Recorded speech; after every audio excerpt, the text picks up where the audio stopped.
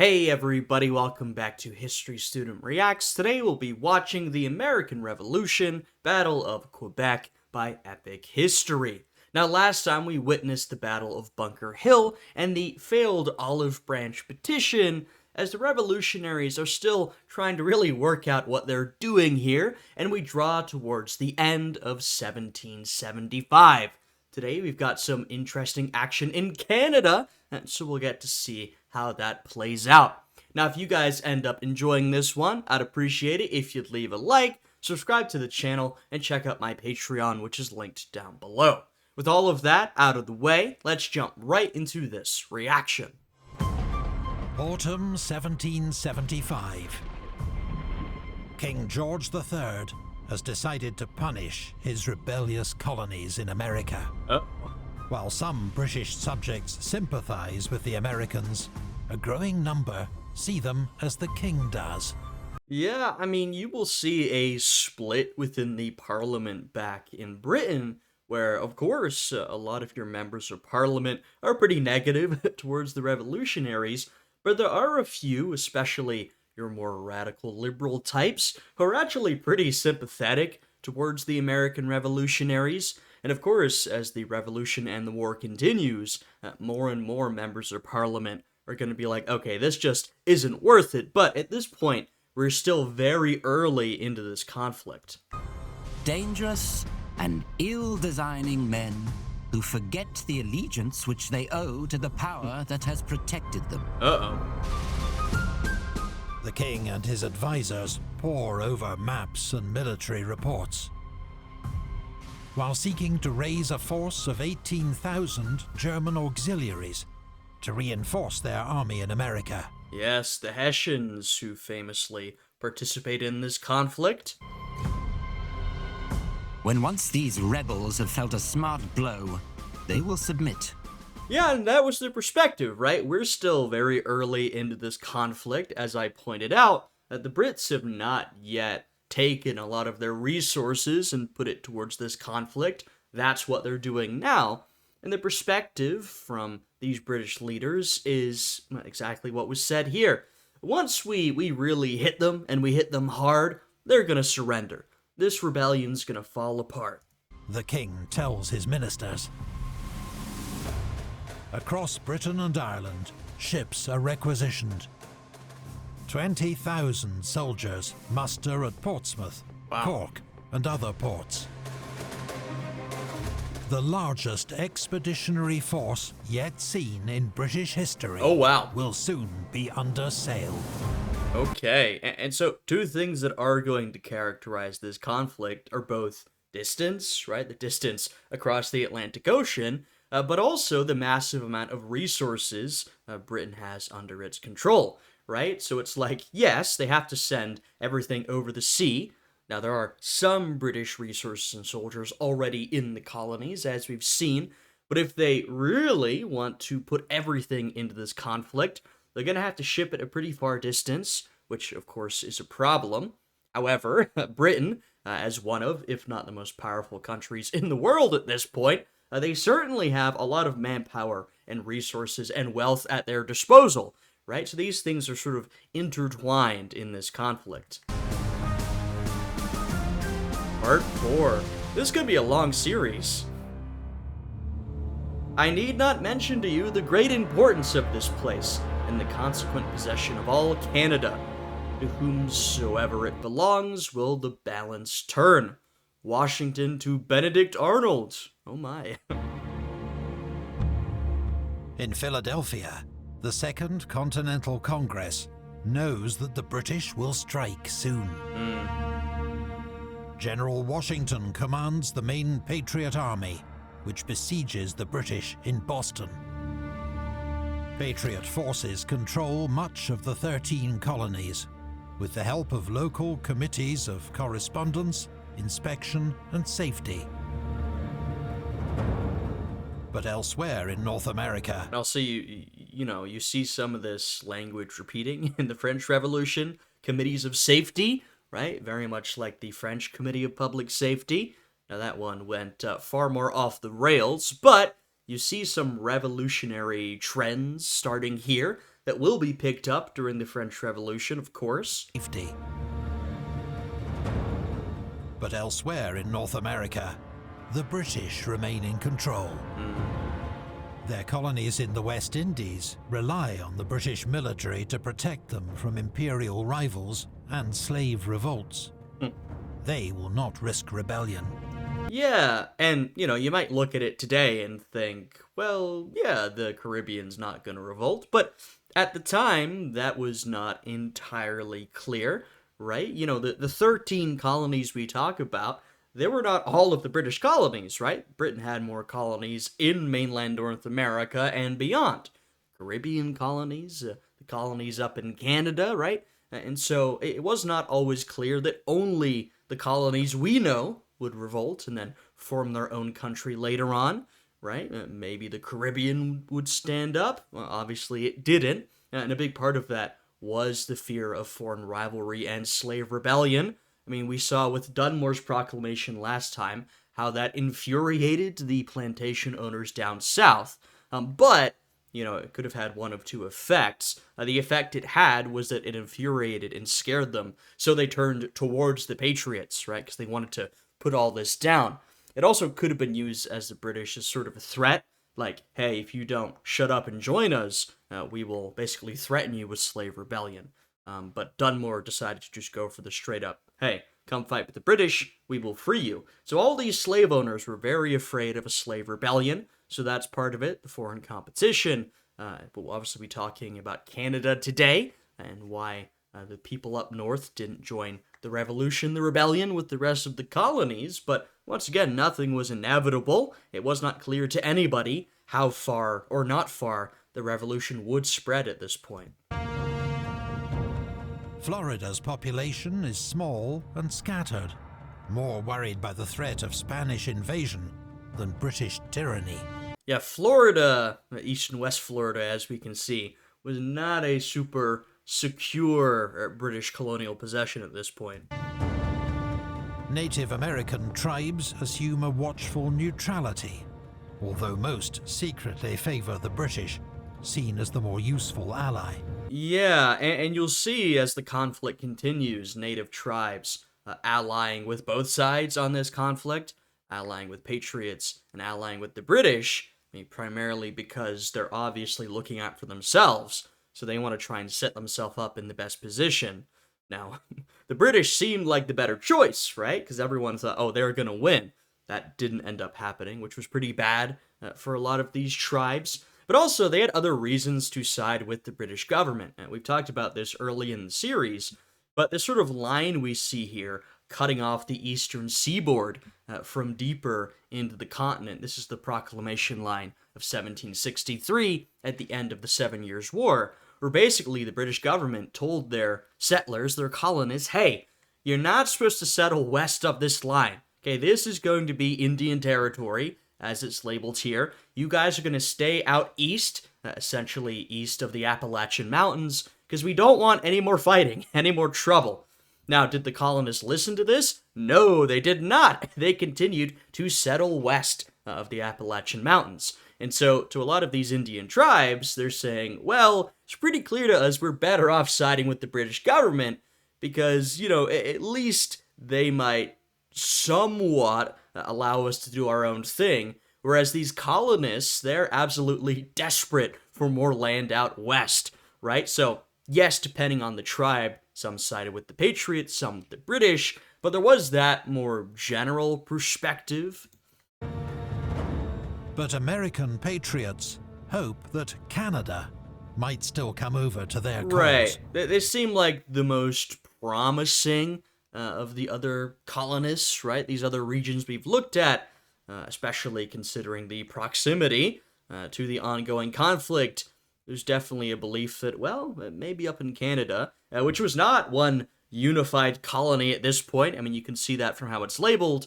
Maybe some of them will join the cause. The province of Quebec has only been ruled by the British since 1763. After 7 Years' War. Most of its European population is French and Catholic. They have no love for the British, but the recent Quebec Act has restored their rights and privileges and reconciled many to British rule. Which was a big deal because if you know anything about the British populace back in Britain and the British government at this point, you know it definitely wasn't friendly to Catholics. I would say the government could be ambivalent. The British population tended to be outright hostile towards Catholics. And so this was a pretty big deal, right? You've got this territory conquered by Britain during the 7 Years' War, right, in which France lost a massive amount of its colonial territory. It was taken on by Britain. But recently, these French Catholic settlers have been like, okay, so maybe we can work with the British government. Maybe it's not so bad. And of course, look at Canada today, right? Quebec has still got its own thing going on. When overtures arrive from Congress imploring the Canadians to join the rebellion, they are ignored. Right now, there are just 800 British Redcoats in Canada. But Congress knows the British will likely send reinforcements and use Canada as a staging ground to invade the 13 colonies. So Congress decides to strike first. In its own words, to liberate the oppressed inhabitants of Canada. Preemptive strike. The main advance will be made by the 2,000-strong Northern Army, gathered around Ticonderoga, a disorganized force hardly deserving of the name, but led by a talented Irish officer, General Richard Montgomery. In September 1775, he lays siege to Fort Saint-Jean, guarding the road to Canada. And with the heavy guns captured at Fort Ticonderoga, pummels it into submission in 6 weeks. The road to Canada is open. But desertion and sickness have already reduced the Northern Army's strength by half. Damn. That's a pretty hard hit, right? Once again, this is early in the conflict, and, the army of the revolutionaries will never really be that well organized, but when you have the Continental Army under Washington, as we'll see through the years, they do manage to shape it up to a certain extent. But at this point, we're dealing with not really a regular force. You're dealing with men newly raised, militiamen, not a lot of discipline, a lot of desertion, especially in the winter time. So this is definitely not a sort of organized regular force that, for example, the British are currently sending over.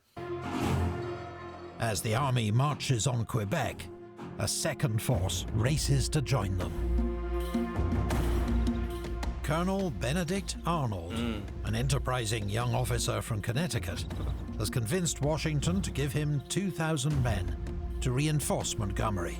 I love in this story how Benedict Arnold pops up, repeatedly throughout the chronology, and we all know what's going to happen with him eventually, but we just keep seeing him in different parts of the story. His route is treacherous, through a wilderness of thick forests, rivers, and swamps.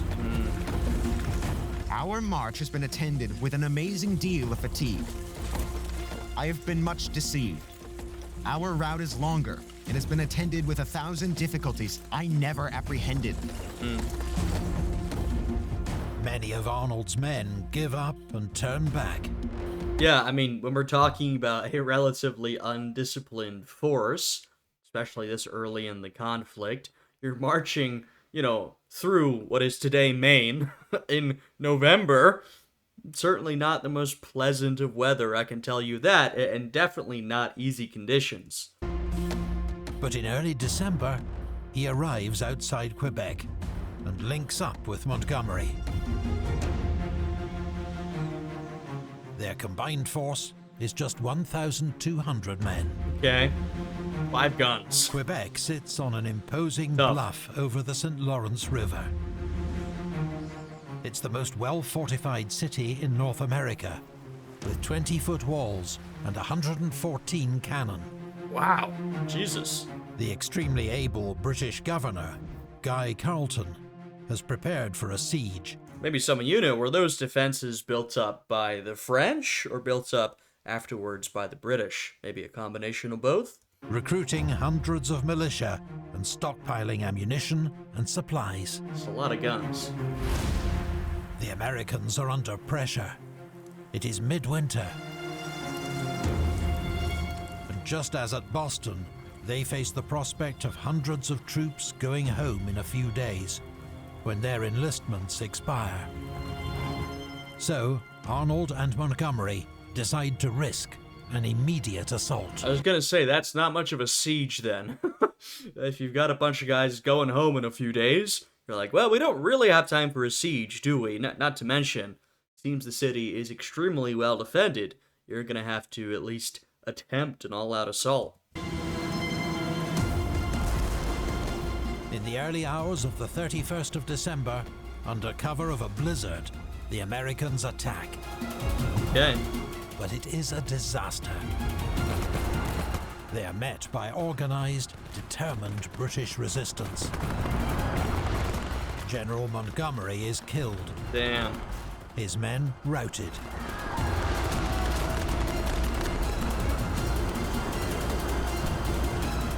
Colonel Arnold is badly wounded, while hundreds of his men are surrounded and captured. The remnants of the Northern Army, about 600 men, are isolated, frozen, ravaged by smallpox, and hundreds of miles from friendly territory. Yeah, so just an absolute disaster, right? This is the Patriots taking the fight to the British. They know they're going to be attacked. They go for a preemptive strike, and it fails disastrously. I mean, you can see why a lot of people were pretty skeptical that the Patriots would be able to defeat or even fight to a stalemate the British, right? It took a while for allies to get on board with the revolutionary cause, because it really seemed they're up against insurmountable force, especially when you take into account failures and defeats like this. For now, Arnold stubbornly holds his position outside Quebec. Okay. But it is clear he won't last long without reinforcements.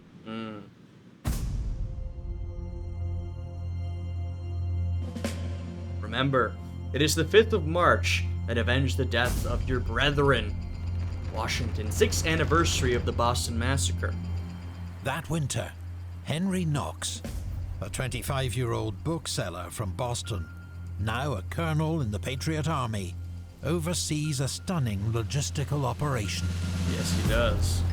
The movement of 59 heavy guns, some weighing more than 2 tons, across 300 miles of snow, mountains, and frozen rivers, using sleds, oxen, and horses. And this is really what makes Henry Knox's name and what he's been remembered for ever since. I mean, he does other things, but this is his big moment in the conflict.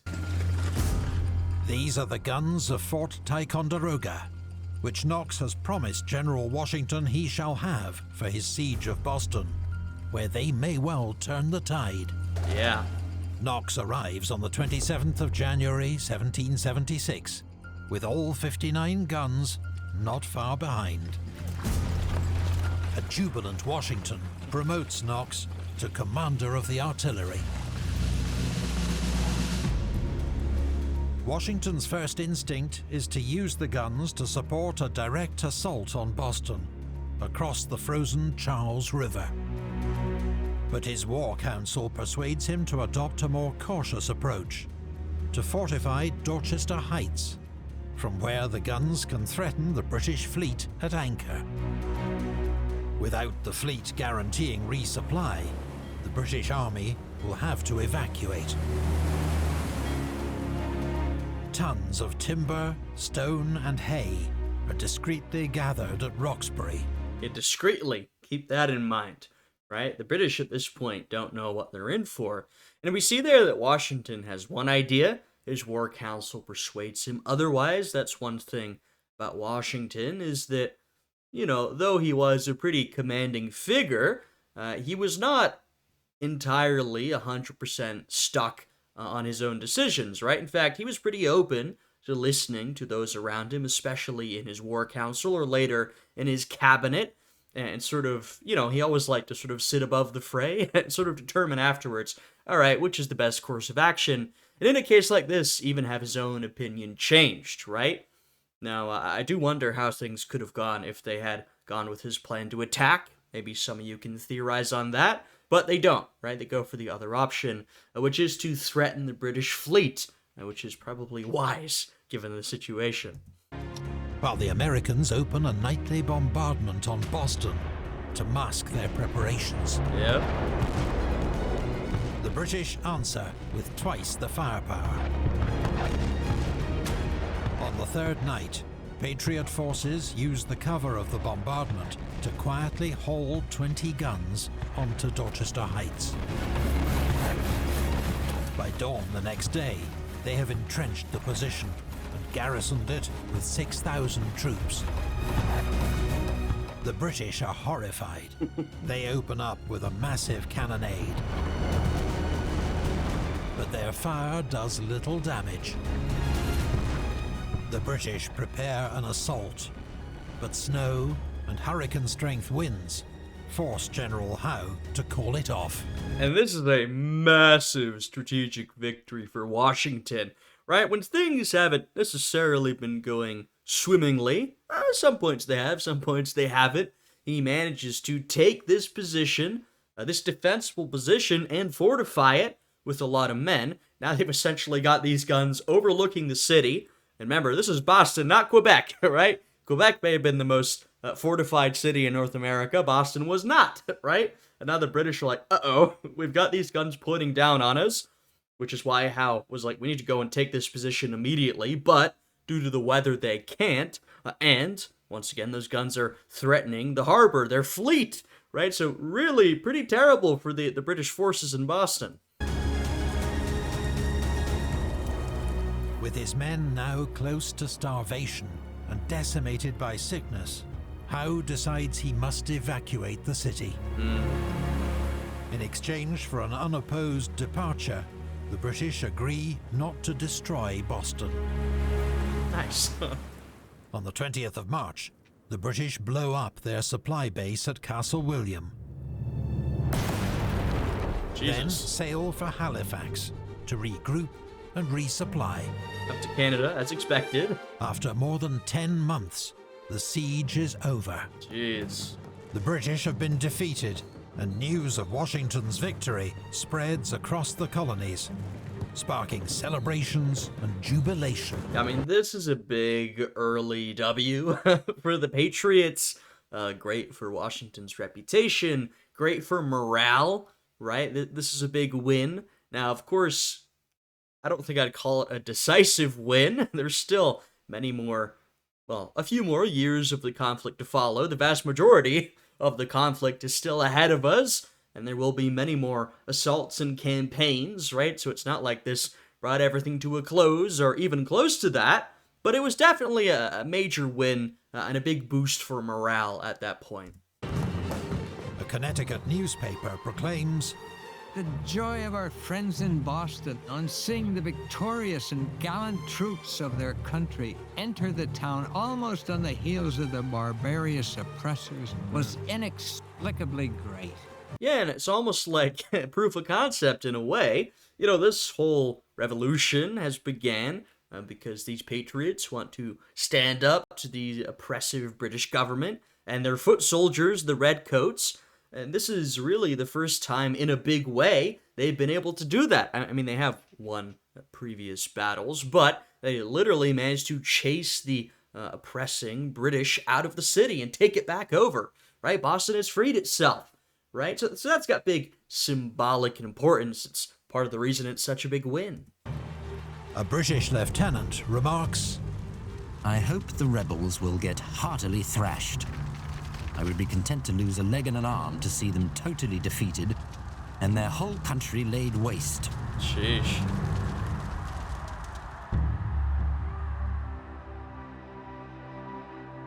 I could not stay in Boston and feel safe with a set of lawless rebels whose actions have disgraced human nature and who have treated all the king's loyal subjects with great cruelty. from Dr. Sylvester Gardner. Yeah, and this is how the loyalists were starting to feel at this time in Patriot-controlled territory. Not all Americans rejoiced to see the British defeated. Right. Those who opposed the rebellion, In fact, a lot of those who, not all Americans rejoiced, those who didn't rejoice probably wouldn't have called themselves Americans, or at least they would not have seen their Americanness as necessarily a separate identity. They would have called themselves British subjects, right? And as we're about to talk about, there was a split among the population of these 13 colonies. There was a split, of course, in allegiance and how they saw themselves.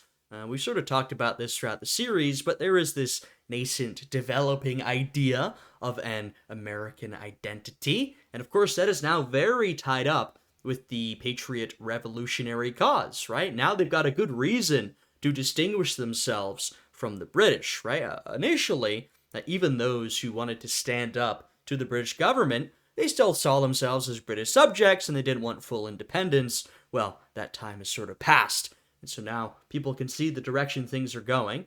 Those who advocate for that independence, they need to, in some ways, start to generate that new identity.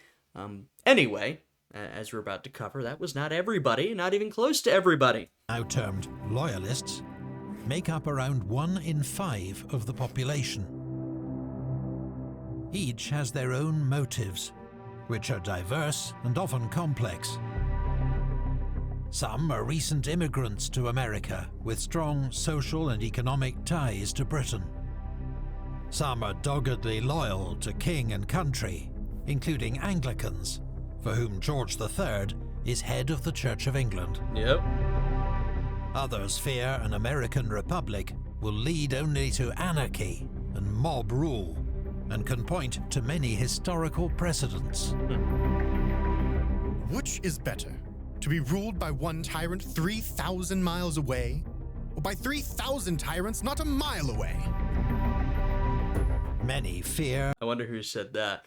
Yeah, I mean, the interesting thing is, it depends on what your perspective is, but even among a lot of the revolutionaries, democracy was a dirty word, right? I mean, there's a reason we are a republic.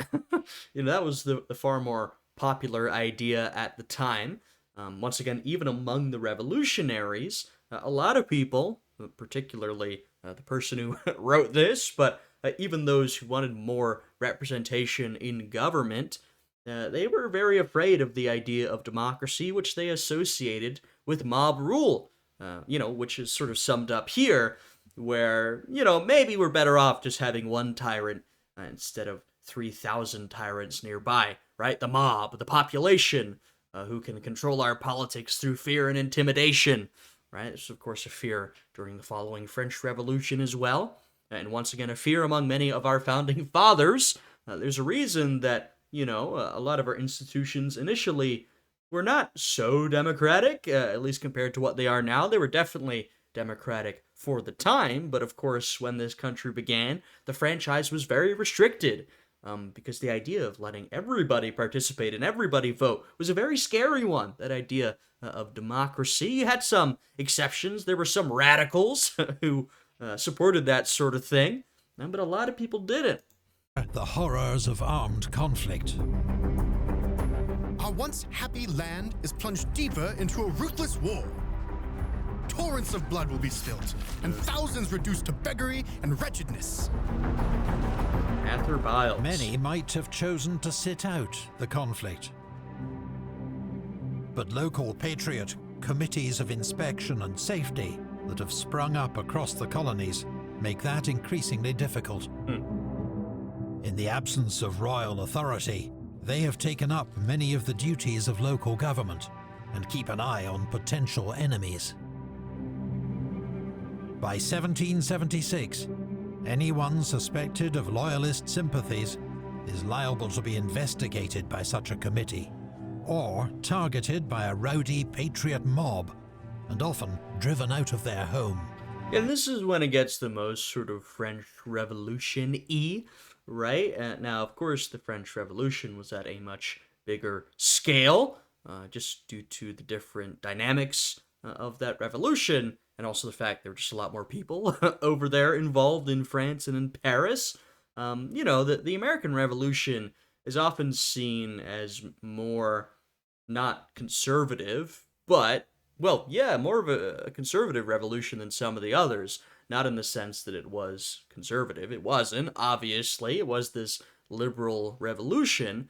But just on the scale, it's more towards that end than something like the French Revolution, right? Which I think is fair. There was definitely less sort of social revolution tied up. The American Revolution was definitely characterized more as a political revolution, whereas the French Revolution had these strong social aspects. But it doesn't mean the American Revolution was entirely devoid of these radical social aspects, and some of the things we, recognize the French Revolution for, we can see here as well. Definitely in particular pockets of the colonies. That violent spirit in the Patriots of harassing and oppressing the loyalists has spread, and I have been obliged, a little more than a month since, to leave my parishes, my family and friends, and to fly into exile in order to escape violence and imprisonment, if not immediate death. Some loyalists leave to form their own militia companies that clash with Patriot partisans for years to come. The conflict will divide communities and families. It will, though, once again, it does depend where you look, right? They showed us that split of the population, and I've seen different numbers. Sometimes people say it's a third, and a third, right? Patriot, loyalist, neutral. I don't know what the accurate numbers really are, but it's certain the population was significantly split. But of course, it wasn't split the same way everywhere, right? If you look down south in the southern colonies, they did tend to be more Tory than the northern colonies, right? Massachusetts, Boston in particular, definitely lent far more towards the Patriot end of the scale, right? So it depended where you looked.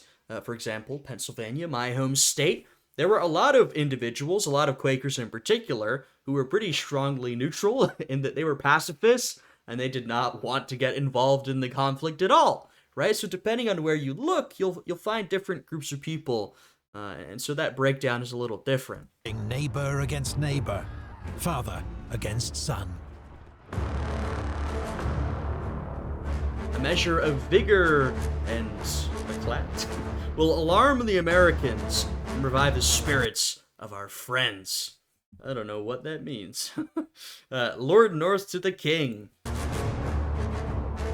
The king and his ministers believe New England to be the hotbed of rebellion. They were right. I mean, it wasn't the only hotbed of rebellion at this time. There was revolution up and down the 13 colonies in the South, largely due to Dunmore's proclamation. But if you were to look at where was the fire burning brightest, it would be New England. And that especially in the South, most of the population remain loyal. I don't know if I'd say most. I don't know what the stats were in particular, but it was more loyalist than the North, that is true. Bullied into silence by a minority of troublemakers. A British show of force, it is hoped, will lead thousands of such people to come forward and volunteer to serve in loyalist units. In the Carolinas, British governors Josiah Martin and William Campbell have been calling out for just such a measure since they were forced from their homes by Patriot mobs the previous summer. At last, in January 1776, they receive news that Admiral Parker is on his way with 50 ships and 3,000 soldiers. Peter Parker. They've sent Spider-Man. No, but every time I see this guy, I think, what a name. But it is a tiny force for such a mission, hastily planned and poorly coordinated to boot. On the 27th of February, a loyalist force in North Carolina duly marches to join Governor Martin on the coast. Okay, and I like that you can see that the British forces up and down the coast are like anchored offshore because that's where their power is. It's in the Navy on the seas, whereas the Patriots are located on the land typically. At Moores Creek Bridge, they are ambushed by a larger Patriot force. Most of the Loyalists are new Scottish immigrants and launch the last known Highland charge Wow. with swords drawn. I didn't know that. They are gunned down, and more than 1,000 Loyalists are taken prisoner in the ensuing rout. Well, as an American, I gotta side with the Patriots, but as a Scot, I feel bad for my brethren there, I will say. As with, well, this conflict, some people term the American Revolution as more a civil war. It's not hard to see why. As we were just talking about, the population was thoroughly split. And so you will see, for example, ethnic groups split, right? Scots, for example, Scottish settlers. You will see a lot of Scots, especially those who are more newly arrived, siding with the British forces. But you will also see a lot of Scottish Americans who side with the Patriots, right? So there's definitely a split there. There's the famous Highland troops that Britain has at this point. I say at this point because, of course, earlier in this century, you had war with the Jacobites, and so Scotland's been through its own turmoil in the 18th century.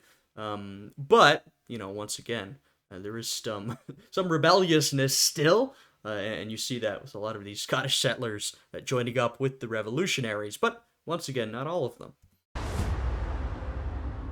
Admiral Parker decides to attack the port of Charleston, held by around 6,000 rebels.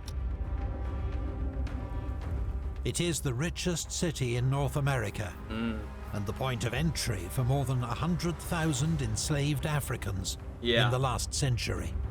That's where they're making all the money from. Its capture will give the British control of a major port and surely inspire more Loyalists to rally to the King's cause. And I'll say, this isn't really relevant to the video, but Charleston is a fantastic city to visit. Really fascinating history there. Also incredibly beautiful city, incredible architecture. In some ways, you can see the connection between it and the colonies, the cities in the colonies throughout the Caribbean. So definitely an incredible place to see. And you can really see the history of settlement and wealth and everything that happened in Charleston when you do visit. So I definitely recommend it. But to take Charleston, the British must first capture the rebel fort on Sullivan's Island, overlooking the harbour.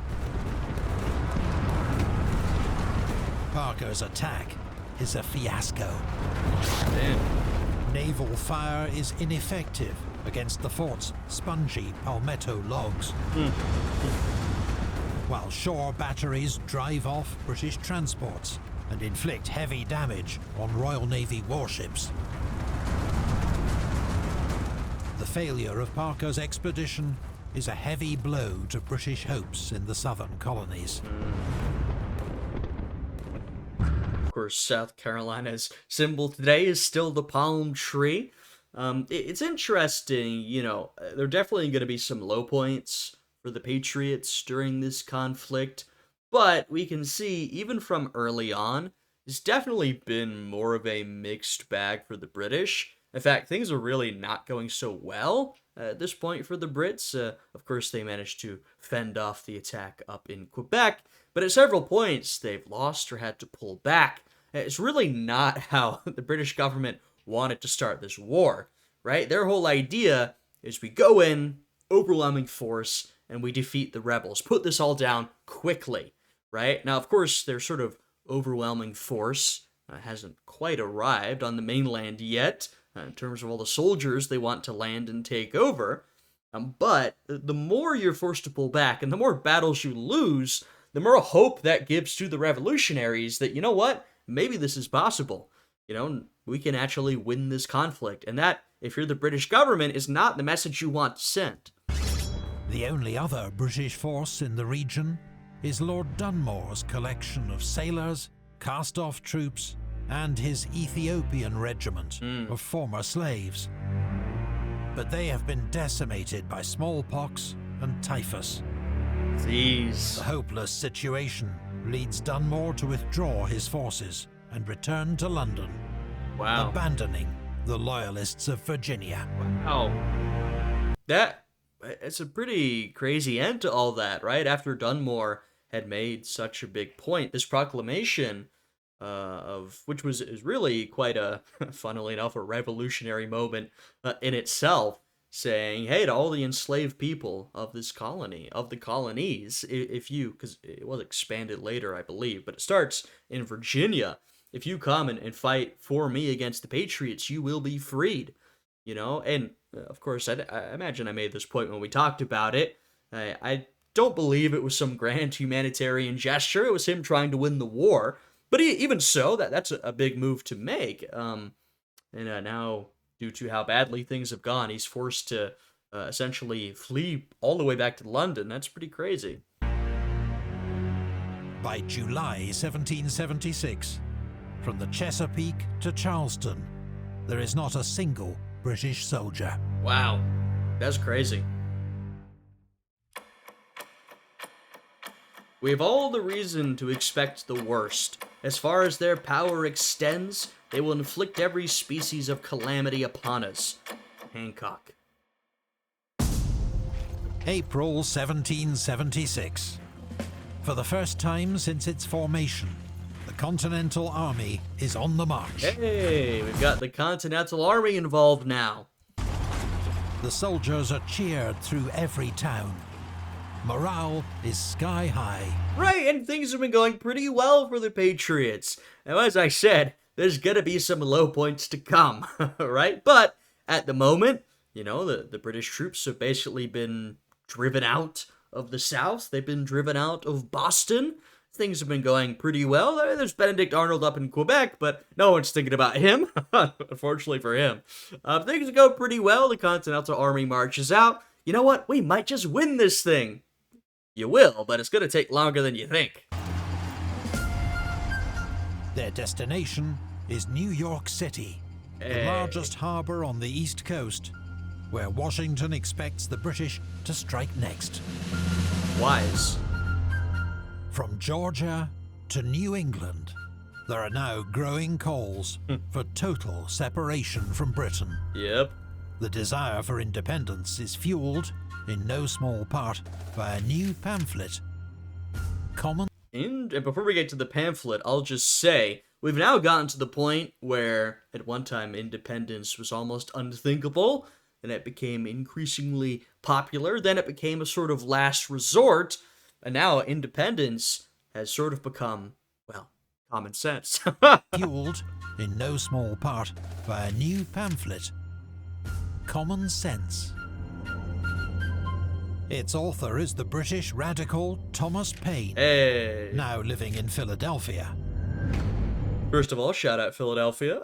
Second of all, Thomas Paine is a really fascinating figure. I'd really love to read more about him.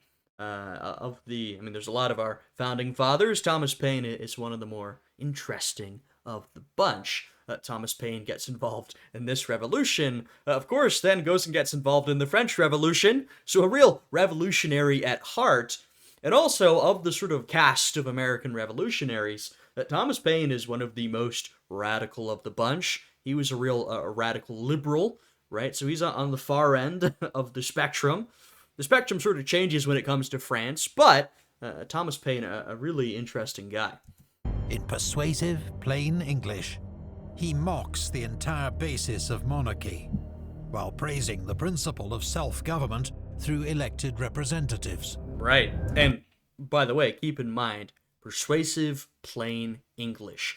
That is what makes common sense so successful and so widely distributed, is that it's very easy to read and to understand, right? Whether, you know, you're one of these politicians or you're just a regular Joe Schmo going about your day. You know, if you're able to read, and the literacy rates are pretty high in the American colonies, so a lot of people could read, then this would probably make a lot of sense to you. And even if you couldn't read, there'd probably be someone reading it out at the local tavern or the town hall or something, right? So it's simple, it's convincing, right? And it really sells quite well. Of more worth is one honest man to society than all the crowned ruffians that ever lived. True. The cause of America is in a great measure the cause of all mankind. The birthday of a new world is at hand. Yeah, I mean, Thomas Paine, he was truly ideological, right? He's not someone who just sort of fell into this conflict by happenstance.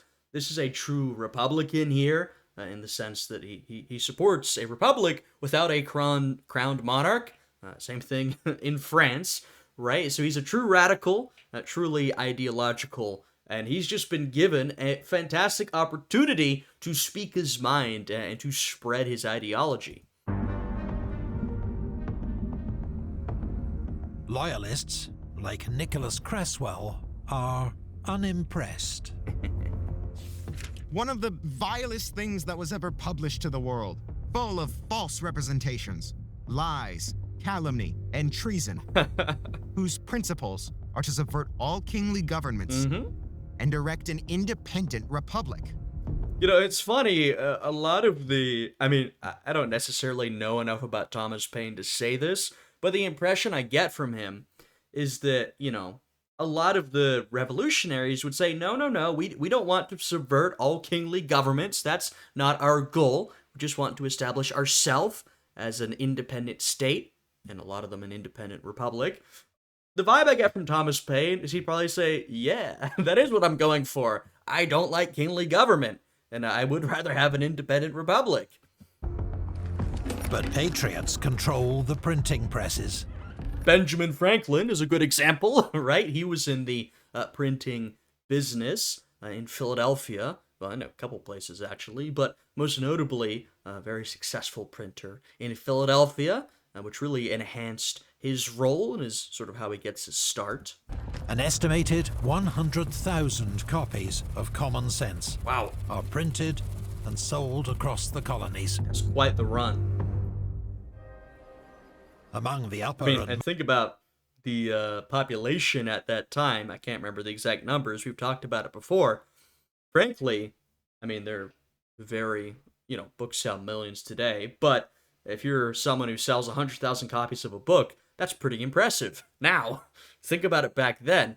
That makes it an extraordinarily, definitely must have been the most widespread work at the time, right? So it really suffuses the entire colonial society. merchant classes, there have been calls for independence for many months. Now, Common Sense persuades thousands of ordinary folk that it is the only solution. That June, in Philadelphia, Congress meets daily for heated debates over independence. Congress has decided the colonies must be unanimous in their decision. Backroom deals and last-minute U-turns take it down to the wire. On the 2nd of July, 1776, Congress votes in favor of independence.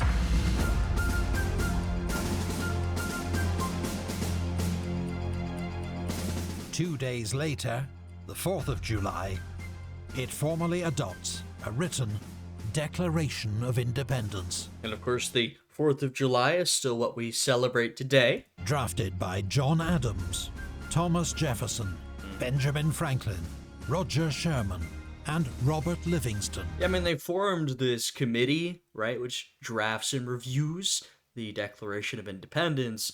Thomas Jefferson, widely recognized as the main drafter, which is true, but we do have this entire group here who works on it. Thomas Jefferson, he could be pretty particular in some ways, so not that he wasn't open to revisions. He had to be open. It wasn't really up to him. But he was not always satisfied with the revisions that were made to, I think, what he saw as his Declaration of Independence. But given the situation, like I said, he had to be open, or at least to accept those revisions that came, and he did. Behold these truths to be self-evident, that all men are created equal. And not a bad start, you know what I mean? And this is a line that I think almost every American could recite from memory today, and really not a bad ideal to found a country on. In fact, maybe an ideal we could remember a little bit more in our politics, but anyway. That they are endowed by their Creator with certain unalienable rights, that among these are life, liberty, and the pursuit of happiness. And by the way, I mean, there's a lot of inspiration taken here from other Enlightenment era documents, right? It's not as if Thomas Jefferson just made this up out of nowhere, right? He's drawing from a long line of thinking, primarily in the English tradition, these documents of English governance, particularly, even separate from those documents of English government, he's particularly drawing from John Locke, right? A lot of these ideas go back to John Locke, and frankly, if you look at who's the most influential inspiration behind a lot of the thought of the American Revolution, John Locke would be at the top of the list. Now, a lot of these other Enlightenment thinkers, like a Montesquieu, very influential. These other guys, Rousseau and Voltaire, definitely influential as well. But you definitely hold Montesquieu up there, and above him, only John Locke, right? So John Locke, in particular, is incredibly influential, particularly on the type of thought we see here in this document.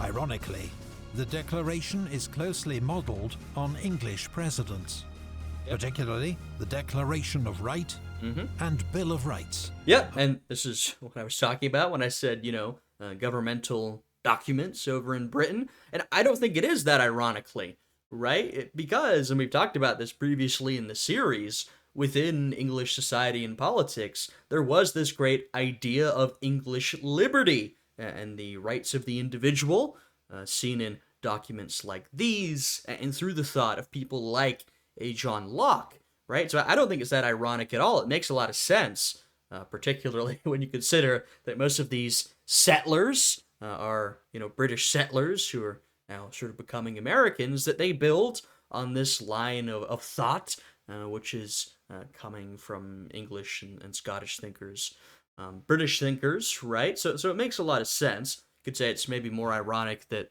the British government has decided to essentially ignore their own principles in order to tax the colonies, but no, I think it makes a lot of sense. And of course, you can see in the US we have our own Bill of Rights today, right? So clearly we take a lot of influence from these documents in particular. 1689. Debate and revisions continue until the last moment, including the removal of a paragraph criticizing the slave trade. Yeah, so TJ, Tommy Jeff, adds in this criticism of the slave trade, right? And Jefferson's got a very fascinating relationship with the slave trade and slavery, right? He, of course, is a slave owner himself. He owns a lot of slaves throughout his lifetime, but he was always a little sort of shaky on it, right? You could find him opposing things like the slave trade. He would always say slavery was an abhorrent practice, even though he continued to do it himself, right? So, incredibly hypocritical, and a lot of these guys were. It's interesting, when you get sort of deeper into the antebellum period, the 1820s, 30s, 40s, the lead up to the Civil War, there's a lot of sort of pro-slavery writers who basically will say, yeah, slavery is good, it needs to happen, it's necessary, it's even good for the slaves themselves, right? All this crazy stuff, that's the stance they take. Interestingly, when you go back here to the 1770s, 80s, 90s, this era, a lot of the slave owners, even though they owned slaves themselves, and they never outlaw slavery, a lot of them will say, well, yes, slavery's terrible, it's abhorrent, but it's necessary, or but whatever. Right? So a more hypocritical position, but maybe you'd prefer they at least say it's bad, or I don't know. It's sort of interesting at least. But yeah, they remove this because they're worried that it will upset some of these Southern delegates, and so this is forced out of the final draft. In order to appease the Southern colonies. Right. Eventually, all 56 delegates sign, pledging our lives, our fortunes, and our sacred honor. grand And demonstration they're all signing away their lives if they lose, which they'd really already done. This is sort of like an English Civil War type moment where everyone's, well, there you're talking about signing the condemnation and execution of the king, but a similar thing where people know if they sign this name to the document, if they lose, they are dead. Everybody knows that, right? That they're going to be executed for treason. But they do it anyway for a variety of reasons. I would say in this case, because they believe in the cause and because they see it as really their only option at this point. They're far past the point of negotiation, and they've tried to negotiate with the crown. At this point, it's fighting, it's war, or it's, well, being crushed, basically. erupt across what are now commonly called the 13 United States of America. Oh, interesting. There is a mock funeral for King George in Georgia. His portrait is burned in Delaware. Royal buildings are defaced in New Hampshire. In New York, a 15-foot statue of the king is toppled. Its lead melted into 42,088 bullets for the war effort. Melt that down into musket balls. That's pretty awesome. I gotta be honest, that's pretty metal. This is where, once again, earlier in the war, in fact, not that long before this, like a year ago, you still had a lot more moderates, the Olive Branch Petition, who were trying to reach out. Yes, King, sire, we still respect you greatly. We just wish you shouldn't oppress us so. But now that's gone, right? We've gone full Republican.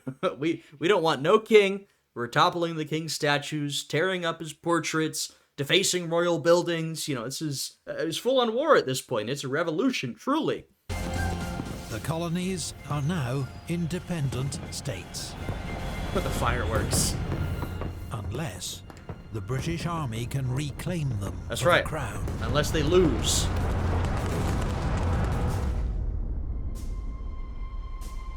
The fates of unborn millions will now depend, under God, on the courage and conduct of this army.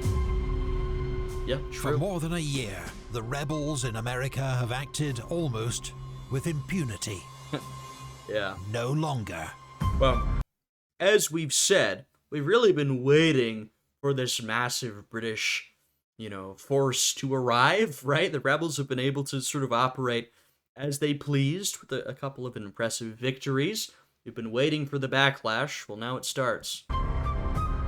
On the 6th of May, 1776, General Burgoyne arrives in Quebec City from Britain with 7,000 reinforcements. Brigadier General Benedict Arnold has maintained a blockade for 5 months. But now, massively outnumbered, he must make a rapid retreat. Yes, time to go. In June, General Sullivan takes command and orders a counterattack at Trois-Rivières. It's a disaster. The retreat continues, and Montreal falls to the British. Meanwhile, Washington prepares for the defense of New York with the bulk of the Continental Army. As Washington expected, New York is going to be under attack. He was right. For weeks, By the way, you can see just how much smaller New York was at that time. It's just sort of this, not even the entirety of Manhattan, just this tip, essentially, is the most settled part of the city, and really the entire city. he's anxiously awaited the arrival of the British. Then, on the 29th of June, ships are sighted on the horizon. Uh-oh. With each passing hour, more and more are spotted. 30, 70, more than 100 sail.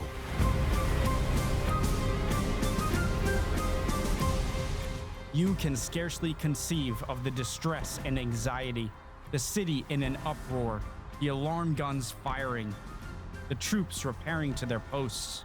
My God, may I never experience the like feelings again.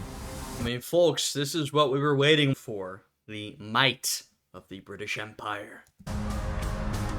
General Howe has arrived with 120 ships and 10,000 soldiers at his command.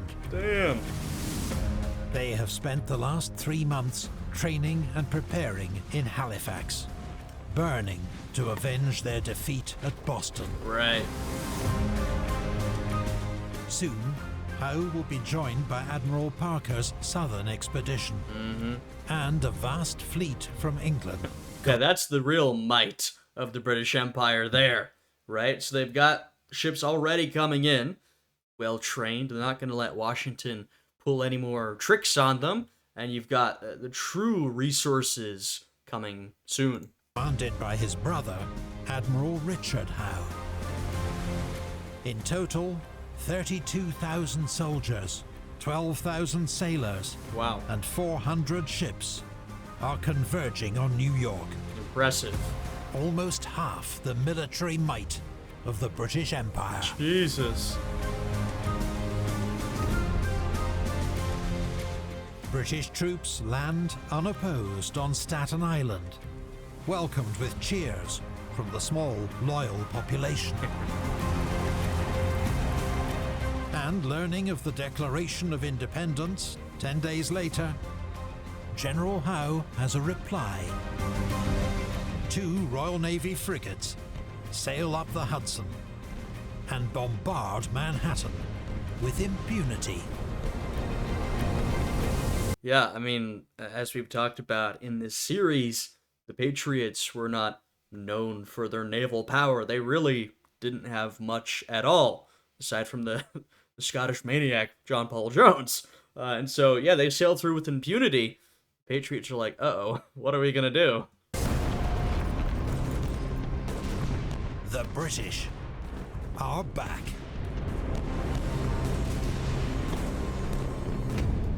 To American patriots, King George III was a great villain, Yeah. a blood-stained tyrant, and in later life, mental illness earned him the unfortunate nickname, the Mad King. Yeah, didn't leave behind a great legacy, I gotta say. But as mad monarchs of history go, Oh. George III's got some fierce competition. Yeah. If you want to find out about some really bizarre and brutal despots, Real Life Law's new series, Mad Kings, is not to be missed. There you go. So I believe that is the end of the video. They are promoting Nebula, which, The most creative... well, there you go. I'll have their video linked down below, so you should go and check it out yourself. And they've got their Nebula link in their description if you'd like to check it out. You can leave a like on their video, subscribe, basically show Epic History support for making these fantastic videos that we all enjoy. So that's another one in the American Revolution. This is going to be a pretty long series, I have to say. Episode 4, and we're still in 1776. I don't know if they plan to do the entirety of the Revolution. I imagine they do. Although, you know, how long does the Revolution last? What is the true end point? There is actually, well, there's always debate on these types of things. I will say, I mean, they started before the war did, right? So will they continue past the end of the war, past 1783? I mean, who knows? But it's going to be a long one regardless. So there you go. Certainly another fantastic video. And if you enjoyed this reaction, then hey, feel free to leave a like and subscribe to this channel. You can check out my Patreon, which is linked down below, and it'll give you access to a whole bunch of exclusive videos. With that, I hope you're all having a fantastic day today, and I will see you all again next time, so goodbye.